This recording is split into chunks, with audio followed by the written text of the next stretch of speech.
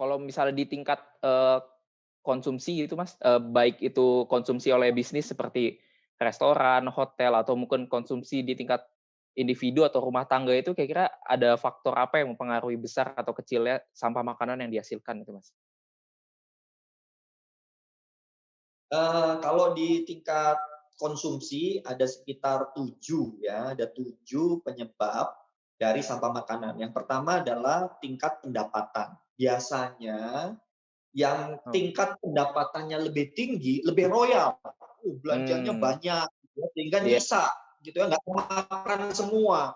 iya Seakan-akan betul. semua bisa dia makan gitu ya, tapi karena daya belinya tinggi, dia beli.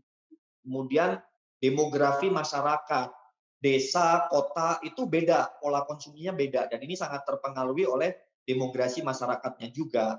Ketiga, terkait jumlah dan komposisi rumah tangga gitu ya. Misalkan wilayah seperti, kota-kota kota-kota yang penuh dengan masyarakat pendatang. Karena dia betul-betul, misalkan banyak kampus di sana dan lain-lain. Nah, itu juga sama, itu membuat, frekuensi dia belanja karena nggak Mmm, masak sendiri dan lain-lain lebih tinggi. Sehingga masalah sampahnya juga, lebih banyak. Budaya masyarakat, ya, pola-pola menyajikan makanan yang tidak mengambil sendiri, tetapi kemudian di-serve atau disajikan di meja dan nggak semuanya dimakan, itu juga menyebabkan sampah juga kalau ada sisa yang nggak dimakan. Kemudian pada saat proses memasak, menyimpan, karena masyarakat juga punya teknik menyimpan gitu ya, punya kulkas, nggak punya kulkas, kemudian pada saat proses masak dan lain-lain, gitu. Apakah masaknya berlebihan? Nah, ini juga sesuatu yang, membuat ada sisa makanan. Kemudian dari industri yang misalkan restoran, dapur, ini kan sisa makanan juga gitu ya. Industri hospitality, bisnis makanan, ini juga membuat adanya sisa makanan. Misalkan ada bisnis, all you can eat, waduh itu mmm, all you can eat itu lagi membuat kita ngetren juga ya, seakan-akan Mas, ya? ngambil ngambil ngambil ngambil gitu ya, sehingga Mmm, kita lupa bahwasanya kita punya kapasitas dan segala macam. Maka di beberapa negara all you can eat itu justru mendenda kalau ada sisa makanan. Jadi apa yang mmm, diambil harus dihabiskan. Itu bagian dari intervensi kebijakan dan policy. Terakhir, nomor 7 terkait ekosistem tata kelola persampahan. Jadi kalau misalkan walaupun menghasilkan sampah makanan, tetapi ada mekanisme manajemen persampahan yang membuat sampah makanan ini dikelola dengan baik, dimanfaatkan dengan baik menjadi pupuk dan lain-lain, dan tidak menjadi sampah ke TPA dan ke lingkungan, itu juga mempengaruhi sebenarnya. Jadi ada 7 hal.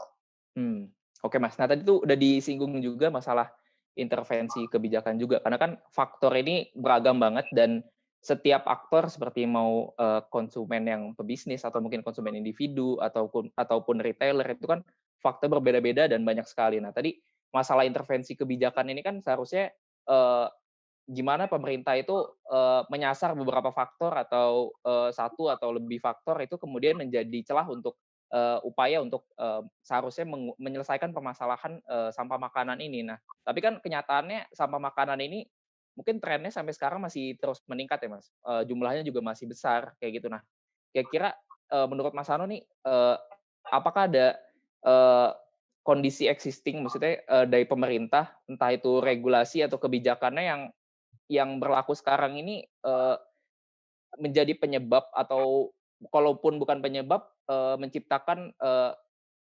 environment atau lingkungan yang, mendukung, timbulan sampah makanan ini tetap besar gitu, Mas?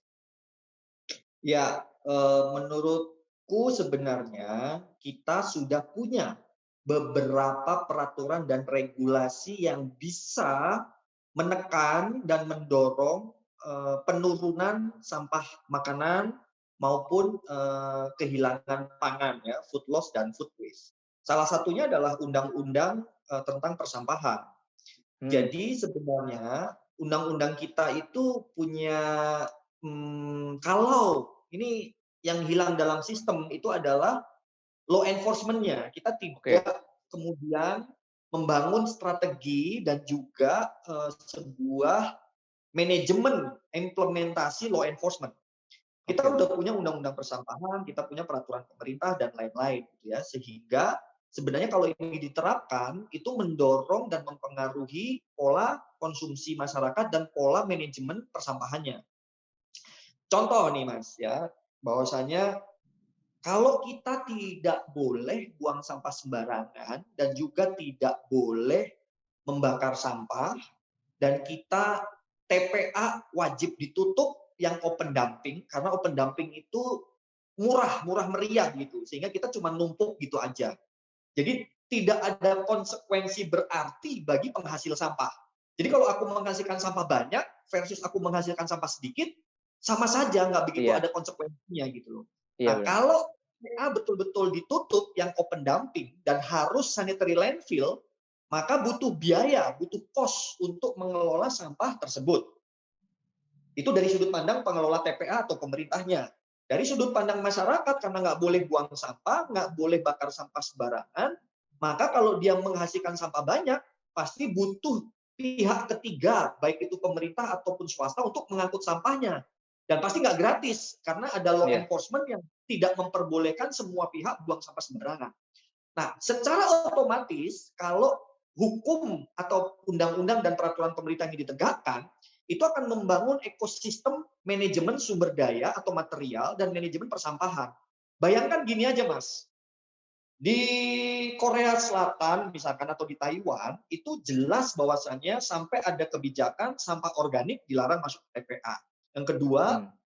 sampah itu kita bayar iuran atau bayar pajak atau bayar retribusi tergantung jumlah sampah yang dihasilkan. Nah, Oke. di Indonesia regulasinya itu mau saya menghasilkan sampah sedikit di hanya flat sama persis gitu loh. Hmm. Karena kita hanya berbasis ekonomi yaitu seberapa luas rumah kita, bukan seberapa banyak sampah yang kita hasilkan. Nah, jadi kalau ditanya policy apa yang membuat masalah ini terjadi lebih kepada karena tidak ada law enforcement.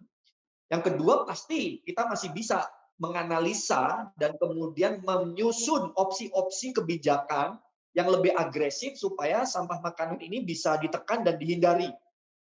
Contoh misalkan restoran itu mereka punya kebijakan saking khawatirnya sisa makanan ataupun kafe-kafe apalagi yang kafe-kafe kelas atas yang sangat peduli akan brand. Hmm. Mereka itu kalau ada sisa makanan itu tidak mau dibagikan karena takut kalau dimakan pihak lain, dibagi-bagi gratis, meracuni, itu reputasi mereka yang kena gitu. Nah, kalau Brandnya, kita oke. membangun dan mengetahui sistem ini dan diam saja, ya jadi sampah. Tapi kalau kita membantu manajemen sisa-sisa makanan di restoran, kafe, dan lain-lain diatur dan dikelola dengan baik, sehingga melindungi kekhawatiran pemilik restoran, pemilik kafe, dan bisa menyalurkan sisa makanan ini secara baik, bertanggung jawab kepada yang membutuhkan, wah yang butuh makanan bisa dapat dan bisa mengurangi sisa makanan. Jadi opsi-opsi policy-nya masih ada banyak yang bisa kita lakukan. Di sisi lain, policy yang sudah ada wajib ditegakkan. Oke, Mas. Berarti nah ini kita udah menyinggung ke bagian dari, upaya untuk mereduksi, sampah makanan ini. Nah, tampaknya juga masih banyak yang bakal diomongin di masalah, bagaimana kita mereduksi sampah makanan ini. Kalau tadi kita masih sebenarnya fokusnya masih masih membicarakan sebenarnya masalah sampah ini, kenapa bisa terjadi, siapa yang paling besar bertanggung jawab, dan, lingkungan atau maksudnya, apa mungkin ada peran pemerintah dalam, mengakibatkan permasalahan ini. Nah, selanjutnya kita bakal lanjut di, part selanjutnya, kita akan membahas lebih ke bagaimana mereduksi, upaya lebih detail lagi tentang bagaimana mereduksi sampah makanan ini di Indonesia. Oke, terima kasih buat Mas Sano, kita akan lanjut lagi di part selanjutnya. Siap.